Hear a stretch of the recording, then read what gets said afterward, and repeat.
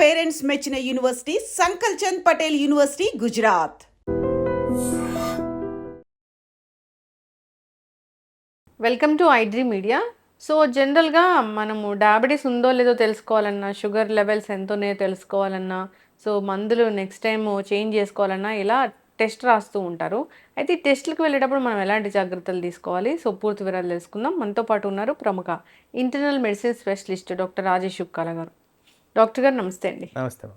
Doctor గారు, ఇప్పటి వరకు షుగర్ లేదు, షుగర్ ఉందో లేదో తెలుసుకోవాలనుకుంటున్నారు అన్నప్పుడు టెస్ట్లు ఏముంటాయి? టెస్ట్లకు వెళ్ళే ముందు ఏం జాగ్రత్తలు తీసుకోవాలి?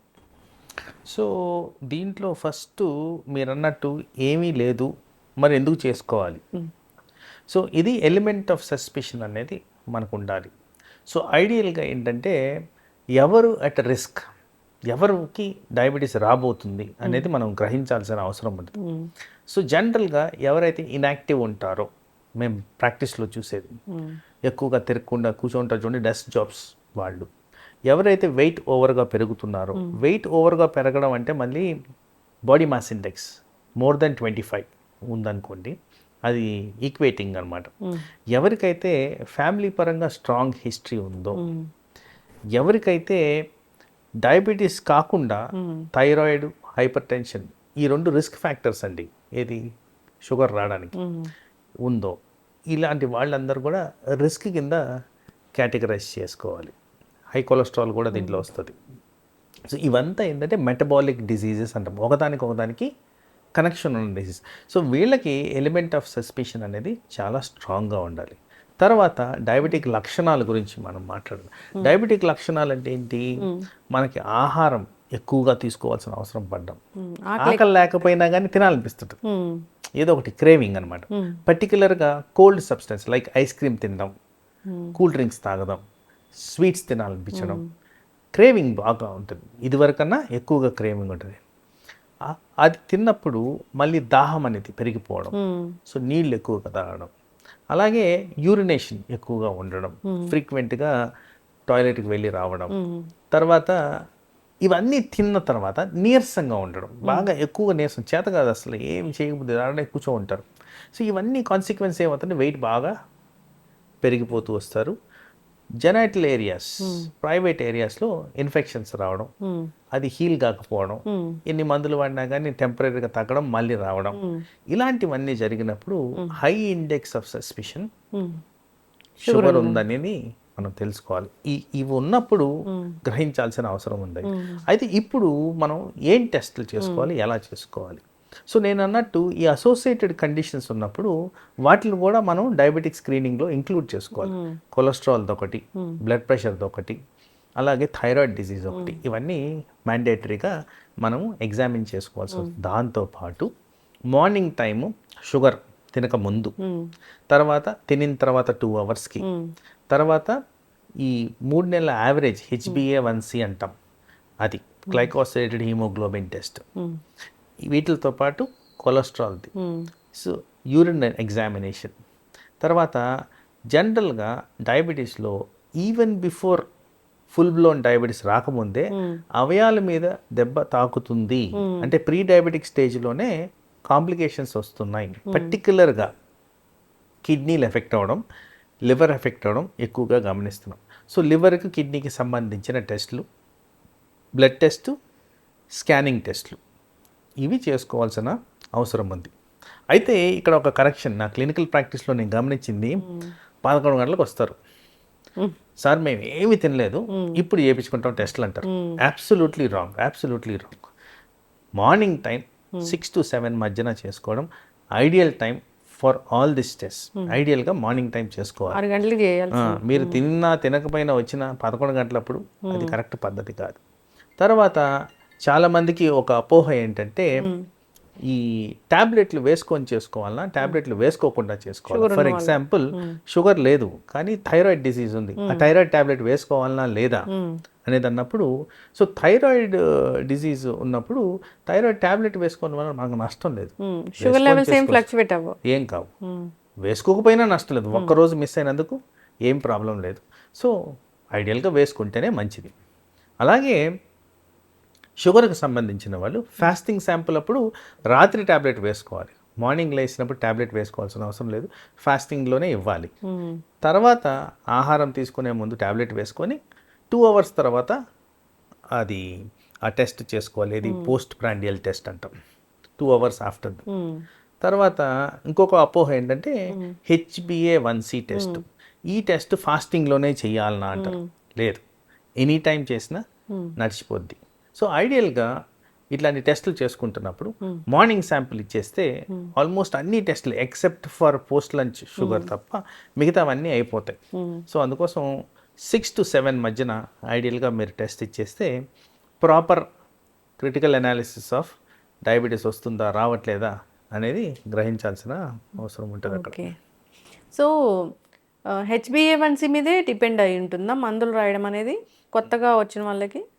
HbA1c is a marker for organ complication.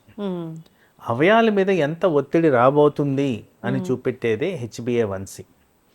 వాస్తవానికి షార్ట్ టర్మ్ ఇంట్రీమ్ కంట్రోల్ చూసేది fasting post lunch, long term control చూసేది HbA1c.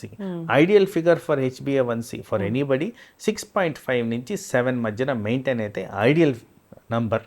ఫాస్టింగ్ షుగర్ అనేది 100, పోస్ట్ లంచ్ షుగర్ అనేది 160.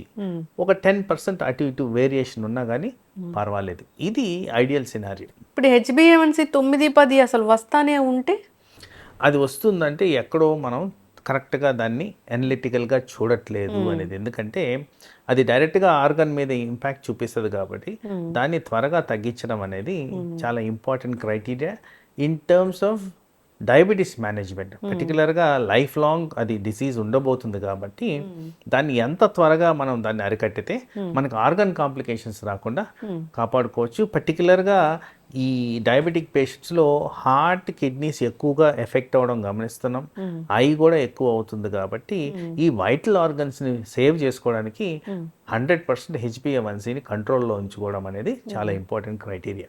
ఓకే. అయితే డాక్టర్ గారు HbA1c ఎక్కువగా ఉంటే ఫ్యూచర్లో ఈ ఆర్గన్ డ్యామేజ్ అవుతుంది అనేది మనం గమనించుకోవాల్సిన అవసరం ఉంది.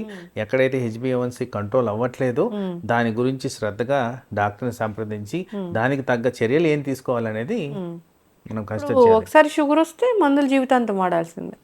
ఇన్ జనరల్ మనం షుగర్కి ఆరిజిన్ ఎక్కడి నుంచి వస్తుంది? ఆహారం తీసుకున్న దగ్గర. సపోజ్ మాంసాహారమే తిందాం అనుకున్నాం, కంటిన్యూస్గా మాంసాహారం తింటే మీకు షుగర్ ఏం పెరగదు. బట్ మనం ఏం చేస్తాం, ఆ మాంసాహారంతో పాటు ఇంత రైస్ తింటాం.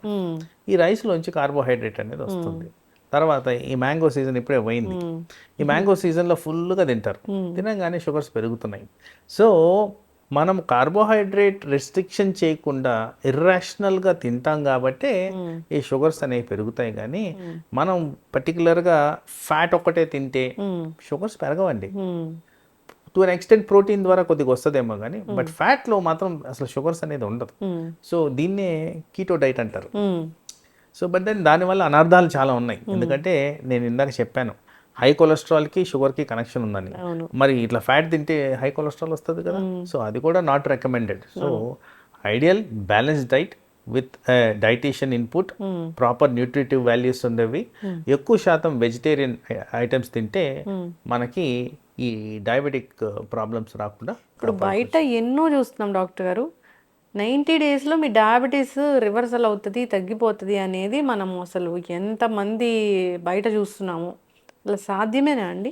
అంటే మీరు స్టార్వ్ చేశారనుకోండి, ఇప్పుడు కార్బోహైడ్రేట్ లేని డైట్ ఇద్దాం, షుగర్స్ ఎలా పెరుగుతాయి? ఇంకా అంటే 90 డేస్ కాదు, ఇంకా జీవితాంతం అదే. అలా మెయింటైన్ చేయగలిగితే షుగర్స్ ఇప్పుడు డైరెక్ట్గా అందరికి తెలిసిన విషయం ఏంటంటే షుగర్ అంటే కార్బోహైడ్రేట్, కార్బోహైడ్రేట్ అని తీసేస్తే షుగర్ రాదు. Simple fact. So alternative mechanisms బాడీలో ఉంటాయి. సో దాంతో సర్వైవల్ అనేది కష్టం. సో అందుకోసమే బ్యాలెన్స్ డైట్ అనేది correct. Balance diet under the guidance of expertise తీసుకుంటే అది correct way of dealing with sugar on long term basis. మీ వీడియోలో కామెంట్లో రాయడం జరిగింది టెస్టుల గురించి. ఇప్పుడు షుగర్ ఉంది, మరి నెక్స్ట్ మెడిసిన్ రాయాలి అంటే ప్రిస్క్రైబ్ చేయాలి డాక్టర్ అంటే, సో టెస్ట్ అనేది మళ్ళీ కంపల్సరీ అవసరం. ఒక 3 మంత్స్కో 6 మంత్స్కో టెస్ట్ రాస్తారు అన్నప్పుడు, సో వీళ్ళు ట్యాబ్లెట్ వేసుకుని టెస్ట్కి వెళ్ళాలా లేకపోతే ఎలాగా? సో ఐడియల్గా ఇప్పుడు మనం అక్కడ ఏం చూస్తున్నామంటే మనం చేసిన పద్ధతులకి ఏం రిజల్ట్ వస్తుంది. షుగర్ డయాగ్నోజ్ అయింది, మందులు పెట్టాము, మందులతో పాటు వివిధ రకాల థింగ్స్ చెప్తాం మేము. ఎక్సర్సైజ్ చేయాలి, డైట్ కంట్రోల్ చేయాలి, వెయిట్ తగ్గాలి, ఇలాంటివన్నీ చెప్పినప్పుడు దీన్ని మనం మళ్ళీ అనలైజ్ చేసేటప్పుడు ఎలా మనకి రెస్పాన్స్ ఉంది, ఆ రెస్పాన్స్లో మన మెడిసిన్స్ కూడా ఎలా పనిచేస్తున్నాయి చూసుకోవాలి. కాబట్టి మెడిసిన్ వేసుకొని టెస్ట్ చేసుకోవడం అనేది డాక్టర్ గారు ఏదైతే విధంగా చెప్పారో, జనరల్గా మేము చెప్పేది బ్రేక్ఫాస్ట్ కన్నా ముందు తీసుకోమని చేద్దాం, అలా తీసుకొని తర్వాత టెస్ట్ చేసుకోవడం అనేది కరెక్ట్ పద్ధతి. అయితే ఇప్పుడు ట్యాబ్లెట్ వేసుకొని టెస్ట్ చేయించుకున్న డాక్టర్ గారు, సో అది చాలా కంట్రోల్లో ఉన్నట్లుగా వచ్చింది అన్నప్పుడు ట్యాబ్లెట్స్ మళ్ళీ ఉంటాయా? కంట్రోల్ వచ్చింది అంటే ట్యాబ్లెట్ మూలాన వచ్చింది. సో ట్యాబ్లెట్ని తీసేసామనుకోండి మళ్ళీ పెరుగుతాయి. సో ఇక్కడ కంట్రోల్ అనేది ఏ విధంగా ఉందనేది కూడా మనం అక్కడ మాట్లాడుకోవాలి. జనరల్గా మీరు ఈ ల్యాబ్ రెఫరెన్స్ వాల్యూస్ చూస్తే 140 నుంచి 200 పోస్ట్ లంచ్ వాల్యూ అని ఇస్తారు. సో అందుకోసమే 160 ఇస్ ద ఐడియల్ నెంబర్ అని నేను చెప్తున్నాను. ఇప్పుడు సపోజ్ ఈ 140 వల్ల చాలా మందికి వీక్నెస్ అనేది అనిపిస్తుంది. సో అక్కడ కొద్దిగా రిలాక్సేషన్, పేషెంట్కి ఉన్న సమస్య బట్టి రిలేటివ్గా హైపోగ్లైసిమియా ఏమైనా ఫీచర్స్ వస్తున్నాయా అని చెప్పి అక్కడ కొద్దిగా రిలాక్సేషన్ ఇస్తాం. కానీ కంప్లీట్గా మందులు ఏదో కంట్రోల్ వచ్చేసింది కదా అని ఆపడం అనేది చాలా పెద్ద పొరపాటు. ఇప్పుడు ఇన్నేళ్ల సర్వీస్ మీది ఎన్నో పేషెంట్స్ని చూసుంటారు, పూర్తిగా మందులు మానేసి తగ్గిపోయింది షుగర్ వీళ్ళకి అనేది ఏమైనా ఉన్నారా పేషెంట్స్? అసలు సహజంగా అయితే జరగదండి ఇది. కాకపోతే ఎక్సెప్షనల్ ఏరియాస్ ఏంటంటే కొంతమంది ప్రీ డయాబెటిక్ స్టేజ్లో ఉంటారు. ఈ ప్రీ డయాబెటిక్ స్టేజ్లో ఉన్న వాళ్ళకి అప్పుడప్పుడు ఏం జరుగుతుందంటే విపరీతమైన స్ట్రెస్, మానసిక ఒత్తిడి అవ్వచ్చు, ఫిజికల్ స్ట్రెస్ అవ్వచ్చు, ప్రెగ్నెన్సీ లాంటి కండిషన్స్ అవ్వచ్చు, కొన్నిసార్లు మేమే స్టెరాయిడ్ మందులు ఇస్తుంటాం. ఈ కారణాల వల్ల కాస్త ఇంట్రీమ్లో షుగర్ పెరిగేదానికి ఆస్కారం ఉంది. ఎప్పుడైతే ఈ షార్ట్ పీరియడ్ ఆఫ్ స్ట్రెస్ కానివ్వండి, నేను చెప్పిన మార్పులు కానీ జరిగినప్పుడు షుగరు ఎక్కువగా పెరిగి మందులు పెట్టాల్సి వస్తుంది. కొన్నిసార్లు ఇన్సులిన్ కూడా పెడుతుంటాం. ఎప్పుడైతే ఈ ప్రాబ్లం రివర్స్ అయిపోద్దో, లైక్ ప్రెగ్నెన్సీ నార్మల్ అయిపోవడం, ఇన్ఫెక్షన్ తగ్గిపోవడం, స్ట్రెస్ తగ్గిపోవడం, ఇన్యాక్టివిటీ తగ్గిపోవడం, స్టెరాయిడ్ యూసేజ్ లేకపోవడం, ఇలాంటివి జరిగినప్పుడు ఆటోమేటిక్గా షుగర్ లెవెల్స్ తగ్గిపోతుంటాయి. కాబట్టి వేలల్లో మందులు మానేయడం అనేది జరుగుద్ది. కానీ జనరల్గా నార్మల్ డయాబెటిక్గా ఎవాల్యుయేట్ చేస్తే it's usually life long disease. మనకి న్యాచురల్ పద్ధతుల్లో ప్లస్ మెడికల్ పద్ధతుల్లో కూడా ఇది కంట్రోల్ చేయాల్సిన అవసరం అయితే ఉంటుంది. షుగర్ ఉన్న వాళ్ళు ఒక 4 పదార్థాలు అసలు ముట్టుకోకూడదు అంటే ఏముంటాయి డాక్టర్ గారు? షుగర్ ఉన్న వాళ్ళు 4 పదార్థాలు ఫస్ట్ షుగరే. సో వీళ్ళల్లో కామన్గా నేను చెప్పాను చూడండి, షుగర్కి బ్లడ్ ప్రెషర్కి అసోసియేషన్ ఉందని. సో సాల్ట్ అవాయిడ్ చేయాలి. మన దేశంలో రైస్ ఎక్కువగా తింటాం కాబట్టి రైస్ కూడా దాని కింద. ఎనీ రైస్, బ్రౌన్ రైస్ కూడా. అంటే మీరు ఇందాక అడిగారు చూడండి, కార్బోహైడ్రేట్స్ మొత్తం తినకపోతే ఏమవుతుందంటే షుగర్ కంట్రోల్కి వస్తుంది. సో రైస్ని ఎంత లిమిట్ చేసుకుంటే అంత బెటర్గా రిజల్ట్స్ అయితే చూస్తామండి. అది ఫిజికలీ పాసిబులా కాదా అనేది ఇండివిజువలైజేషన్ బట్టి ఉంటుంది. చాలా మందికి ఇంకా అది తినకపోతే మేము ఎందుకు సార్ అంటాం. అవును. సో పేషెంట్ సాటిస్ఫాక్షన్ గురించే అది ఏ రైస్ అయినా కానీ డెఫినెట్లీ షుగర్ని అయితే పెంచుద్ది. ఎందుకంటే దాంట్లో ఉన్నది కార్బోహైడ్రేట్. అది బ్రౌన్, బ్లాక్, గ్రీన్, రెడ్ ఏదైనా కావచ్చు. బట్ షుగర్ని అయితే పెంచే విధంగానే రైస్ పనిచేస్తుంది. కాబట్టి దాన్ని ఎంత కంట్రోల్లో ఉంచుకుంటే అంత బెటర్. ఈ మధ్య క్వీన్వా ఇలా చెప్తున్నారు కదా, అది మంచిదేనా డాక్టర్ గారు? సో మీరు అగైన్ ఇక్కడ ఏంటంటే వీటిలన్నిటి మిల్లెట్స్ కింద కన్సిడర్ చేస్తాం. సో మిల్లెట్స్లో ఏమవుతుందంటే కార్బోహైడ్రేట్ వాల్యూస్ తక్కువగా ఉంటాయి. కానీ మీరు ఇక్కడ అర్థం చేసుకోవాల్సింది ఏంటంటే మెంటల్ సాటిస్ఫాక్షన్ వస్తుందా. ఇప్పుడు మేము ఎందుకు జీవించాలనే క్వశ్చన్ రాకూడదండి అక్కడ. ఇంకా ముందు స్ట్రెస్ పెరిగిపోతుంది, అన్నం బదులు ఇది తింటున్నామే అన్న ఫీలింగ్. చాలా మంది ఎక్స్ప్రెస్ చేసిన టైమ్స్ ఉన్నాయి, సార్ ఏంటి సార్ ఇదంతా సంపాదించి మేము ఎందుకు. సో కొద్దిగా యాక్సెప్టెన్స్, రిలాక్సేషన్ అనేది జరగాలి. కానీ టు అన్ ఎక్స్టెంట్, నాకు మామిడిపళ్ళ సీజన్ వచ్చేసింది మామిడిపళ్ళు తినేస్తానంటే అది కరెక్ట్ కాదు. ఎప్పుడో ఒకసారి ప్రసాదం లాగా తీసుకోవడంలో తప్పు అయితే లేదు. తప్పదు ఇంకా షుగర్ ఉన్నప్పుడు మనం యాక్సెప్ట్ చేయాలి. ఇంకా 100% యాక్సెప్ట్ చేయాలి. డాక్టర్ ఇంకొక ఫైనల్ క్వశ్చన్, ఇప్పుడు డాక్టర్స్ బిఫోర్ ఫుడ్ ట్యాబ్లెట్ రాస్తారు.